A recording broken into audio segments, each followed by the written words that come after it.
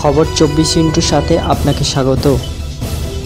নতুন নতুন খবর জানার জন্য আমাদের চ্যানেলে চোখ রাখুন।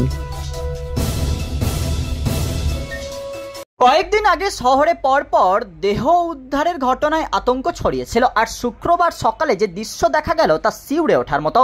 খাস কলকাতার রাস্তার ধারে পড়ে থাকা আবর্জনার মধ্যে থেকে উঁকি মারছে একটি কাটা মুন্ড।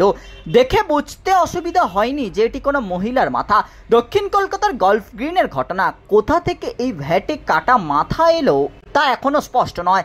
শুক্রবার সকালে একটি বহুতলের পেছনে থাকা ভ্যাটে এই কাটা মুন্ডু দেখতে পান এলাকার বাসিন্দারা। তারাই পুলিশকে খবর দেন। ইতিমধ্যেই ঘটনাস্থলে পৌঁছেছেন পুলিশ। ঘটনাস্থলে রয়েছেন DC SSD Bidisha Kalita. Police সূত্রে জানা গিয়েছে সাদা প্যাকেটে মোড়া ছিল এই কাটা মাথা। পুরো বিষয়টি খতিয়ে দেখছে পুলিশ। জনবহুল একটি জায়গা হওয়ার সত্ত্বেও কে বা কারা ওই কাটা মাথা ফেলে গেল তা বুঝে উঠতে পারছে না পুলিশ।